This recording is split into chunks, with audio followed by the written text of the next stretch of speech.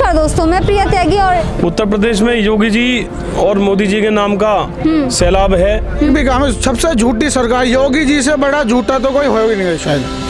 रोजगार की बात कर रहे हैं। देखिए 2017 से पहले तो हर आदमी जो है ना मल्टीनेशनल कंपनी का मालिक था और शायद मैं भी डीएम था, सबकी सरकारी नौकरी थी। हैजा की बीमारी आई थी 100 साल पहले, टीके सबको लगाए गए, वो बीमारी सही होगी। युवा को नया काम थोड़ी है जो सरकार 4.5 लाख यूके 4.5 लाख कै करोड़ की आबादी मरे यूपी की, बस ये 4.5 लाख। नमस्कार दोस्तों, मैं प्रिया त्यागी और इस वक्त हम दुहाई गांव में मौजूद हैं और यहाँ के लोगों से जानने की कोशिश करेंगे कि आखिर उत्तर प्रदेश में कितना काम हुआ है, इस गांव में कितना विकास हुआ है। साथ में हमारे साथ लोग बाग मौजूद हैं, उनसे जानने की कोशिश करेंगे। क्या नाम भाई साहब? आशुतोष शर्मा। तो कैसे लग रहा है उत्तर प्रदेश में योगी जी के काम? उत्तर प्रदेश में योगी जी और मोदी जी के नाम का सैलाब है, जो पिछले 2017 में भी आप लोगों ने देखा था और अभी निश्चित रूप से हम 350 प्लस सीट पर सरकार बनाने जा रहे हैं। 350 प्लस पर। लेकिन इस बार मुद्दे कौन कौन से अहम रहेंगे? मुद्दे, हमारा कोई मुद्दा जनता के कार्य हम लोगों ने किए हैं और जनता विकास का ही मुद्दा हमारा रहा है। राष्ट्रवादी नीति हमारी रही है और विकास के मुद्दे पर ही हम काम करेंगे। विकास यदि जहां हम खड़े हैं तो मैं बात करूं यहाँ के लोगों की, हो सकता है कि आसपास के क्षेत्र में आप देखेंगे सड़कों का जाल, लाइट की व्यवस्था, बिजली की व्यवस्था, हाईवे, जगह जगह रैपिड मेट्रो रेल, जो देश की प्रथम मेट्रो रेल है, रैपिड मेट्रो, वो दिल्ली से लेकर के मेरठ तक का उसका काम यहाँ चल रहा है। तो यहाँ जो विकास हुआ है वो मुझे बताने की जरूरत नहीं है, आप खुद देखेंगे कि आप निकलेंगे तो चारों तरफ विकास के अलावा कुछ नजर नहीं आएगा।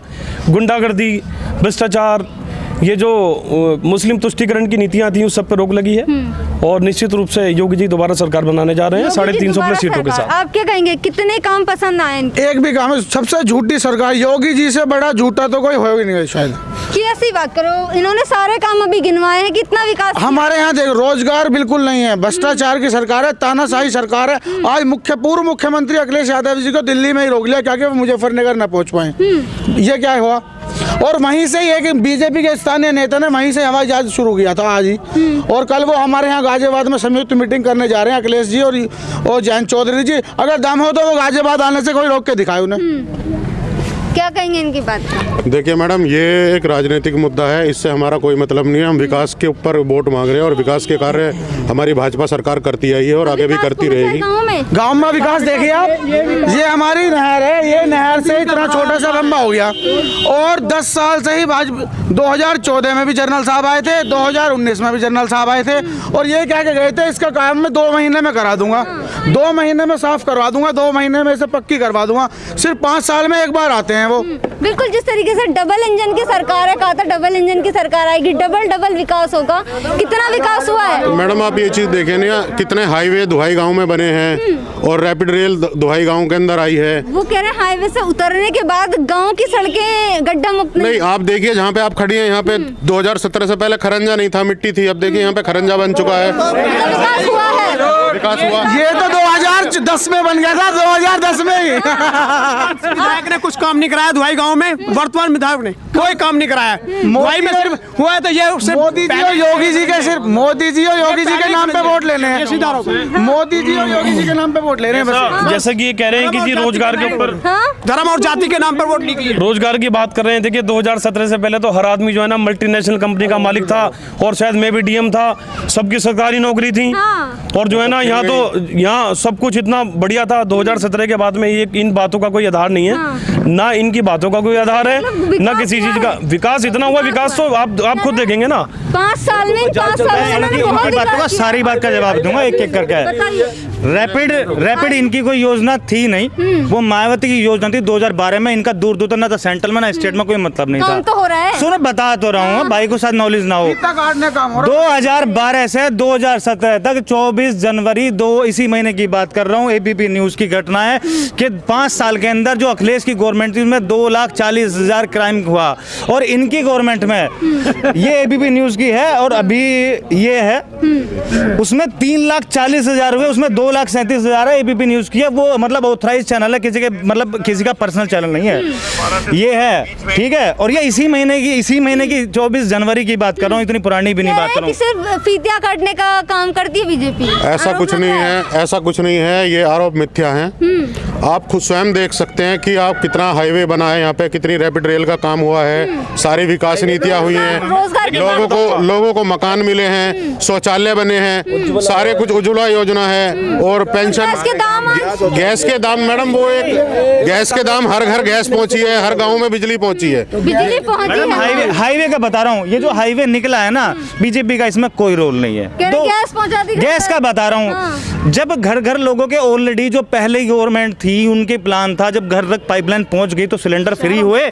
सिलेंडर फ्री हुए तो उसके नाम पे करना क्या था, उस टाइम पे 300 रुपए का सिलेंडर था, गरीब को भरवाने के लिए 300 रुपए में महंगे पड़ रहे थे। उज्ज्वला योजना के नाम पे घर तक पहुंचा दी गई। आज उन उज्ज्वला जो 300 महंगा लग रहा था, आज वो 1000 का सिलेंडर हो गया। और कौन सा भरवा रहा, जरा देख और लेना कौन से घर में रखे हैं खाली सिलेंडर जो इन्होंने दिए उज्ज्वला योजना में, खाली रखे हैं भरने के लिए, उन पे पैसे नहीं है। महंगाई हो गई, खाली रखे। महंगाई के बारे में मेरा ये कहना है कि आप देखेंगे कि पिछले 2-3 साल से पूरा हिंदुस्तान ही नहीं, समूचा राष्ट्र, पूरा राष्ट्र कोरोना की महामारी से त्रस्त है। तो ये जो महंगाई का मुद्दा है, ये कोई भारत का विषय नहीं है। यहाँ सिलेंडर 800-900 की ये बात कर रहे हैं, 2600-2700 तक का सिलेंडर पाकिस्तान में बिकता था और अभी भी है। कहाँ कंपेयर कर रहे हैं आप? कहाँ पाकिस्तान? नहीं, ये राष्ट्रव्यापी मुद्दा है। जब चीजें, ये तो यहाँ का नहीं है, ये महंगाई का मामला जब कोरोना में आप देखिए पूरे हिंदुस्तान के लोगों को 125 करोड़ लोगों को फ्री वैक्सीन देने का काम मोदी जी ने किया है। तो फ्री वैक्सीन तो पहले भी लगाई गई है। पहले कब लगाई गई हैं? कोविड की बात करें, पहले हिंदुस्तान हमेशा कोई महामारी। ताऊ जी बताएंगे जो आप एक चीज बताइए, आप बचपन की बात कर रहे हैं, बचपन में वैक्सीन आने में 50-50, 60-60 साल लग जाते थे। हमारे माननीय प्रधानमंत्री जी ने ये 7 से 8 महीने में वैक्सीन लॉन्च करा दी और सबको फ्री लगा दी। ये कम विकास मान रहे हैं? आज लोग जो खड़े हैं सबके सामने से मास्क हट चुके हैं। कार्य हम लोग कर रहे हैं, फ्री राशन पिछले 2 साल से दे रहे हैं, अप्रैल तक ये राशन देने का प्लान है। 100 साल पहले जो है ना, हैजा की बीमारी आई थी 100 साल पहले, टीके सबको लगाए गए, वो बीमारी सही होगी। ये आज को नया काम थोड़ी है, जो सरकार का काम है, सरकार करेगी इस काम को। और रही मेट्रो की बात, मेट्रो सुनो, मेट्रो का जो काम हो रहा है, मेट्रो में एक आम गरीब आदमी नहीं बैठ सकता मेट्रो में। जरा किराया पूछ के देखो, अगर एक आम आदमी नहीं बैठ सकता, इसमें भी रही चलेंगे। और रही मेट्रो की, उसकी बात रोड की नाश कर दिया बीजेपी ने हमारा घर का, हमारा घर का नाश कर दिया बीजेपी ने। कैसे यूं? रोजगार कहाँ हमारे पे बताओ? 4.5 लाख युवाओं को 4.5 लाख यू के 4.5 लाख कै करोड़ की आबादी मरे यूपी की, बस ये 4.5 लाख क्यों? वो पढ़े लिखे है ही ना। प्राइवेट सेक्टर में तो काफी काम है सरकार। तो दुआ दो, हम कद मना कर रहे, नौकरी दुआ मान्य, हम कद मना कर रहे। अब आप सबको सरकारी जॉब की बात करेंगे। मैं उस भाई से तो क्या कर रहा हूँ, इनका जो बड़ा नेता बैठा हूँ उनके सामने चैलेंज करके बैठा हूँ हर मुद्दे पे, ना इन्हें नॉलेज ना उन्हें नॉलेज, हर मुद्दे पे कह रहा हूँ, क्योंकि बकवाद करने से कुछ नहीं होता, मुद्दे पे बात करो, सीधी बात करो। कौन से मुद्दे? हमारे मुद्दे स्पष्ट और क्लियर हैं, राष्ट्रवादी विचारधारा और सिर्फ विकास के मुद्दे पे हम लोग काम करते हैं, आगे भी करेंगे। और एक बात मैं कहना चाहूँगा आपसे, ये जो मेरे आरएलडी के सपोर्टर भाई खड़े हैं, यदि मैं इनके घर की या सब लोगों के इस गाँव की माँ बहन बेटों की बात करूँ तो वो भी मोदी जी और योगी जी के नाम पर वोट करेंगे, ये भले करे ना करे। भारत माता की जय। जय हिंद, जय भारत। विकास के नाम पे होगा, विकास के नाम पे विकास है, विकास चल रहा होगा, हाईवे हर जगह। लोकदल जिंदाबाद, सड़कों का जाल बना हुआ पूरा जिंदाबाद। ये जब पिछले 13 महीने से बैठे हैं ना, ये जो भक्त थे ये दूर दूर तक दिखाई ना देवे, आज जो रोड पे हैं, ये इन्हें एहसान मानना चाहिए मोदी जी का कि उन्होंने बिल वापसी करके एक टोंट मतलब एक वो करा कि ये आज घूम पा रहे हैं, और नहीं तो ये घूमने में भी शर्म आ गई, टोपी लगाती बेर में भी ने एहसान मानना चाहिए कि आज ये प्रचार कर पा रहे हैं। राष्ट्रवाद क्या राष्ट्रवाद है? हम पे आतंकवादी हमला हो रहे हैं या हम यहाँ बॉर्डर पे बैठे हैं, रोज हमले हो रहे हैं हमारे पे, और कौन सी हमारी छाती में गोली लग रही है यहाँ, बताओ कौन? पाकिस्तान से कंपेयर कर रहे हैं। पाकिस्तान क्या है? हमारी यूपी जितना भी पाकिस्तान की आबादी नहीं है, क्षेत्रफल में यूपी से थोड़ा बड़ा क्या है पाकिस्तान? उसे जिस दिन चाहे उस दिन एक पहले इंदिरा गवर्नमेंट ने 2071 में 2 टुकड़े करके उसका खत्म कर दिया था, सिवाय डरा के ना तो चुनाव लेते ना किसी का घर बसाया जा सकता, ठीक है, वो सिवाय एक भड़काऊ राजनीति। पाकिस्तान का तो कुछ सोच है क्या? पाकिस्तान हिसाब से तो महंगाई और बेरोजगारी मुद्दा ही नहीं है। क्या क्या कहेंगे किनके हिसाब से? बीजेपी वालों के साथ। अरे बेरोजगार फिर इनके हिसाब से है ही नहीं कुछ भी। बेरोजगार इन लोग करे क्या गाँव गाँव जाके? अब गाँव से भगाए जा रहे हैं नेता, क्यों भगाए जा रहे हैं? जब इन्होंने कुछ करा ही नहीं गाँव में तो क्यों, इसीलिए तो भगाए जा रहे हैं। न्यूज कपड़े फट रहे हैं इनके, न्यूज बेइज्जती हो रही है इनकी। गाँव में कुछ करते थे, इनका वेलकम होता गाँव में। कह रहे हैं गाँव को हमने गोद लिया है और गोद लेने के बाद बहुत विकास किया। अरे कुछ विकास ही कर बेकार, जुमलेबाजी सब बेकार है। अब विकास हुआ है जो उनके विकास हुए, आप ये पूछो करा क्या उन्होंने? विकास करा क्या? पिछले 5 साल के अंदर ये रोड है, ये दिख रहा होगा, ये रोड है उनसे पहले की बनी हुई है, वो भी है। और ये जो लाइटें जो ऊपर है ना, 2012 से 2017 में पूरी यूपी के जो आज लाइट आ पा रही है, उन्हें ये नहीं पता कोई नया तो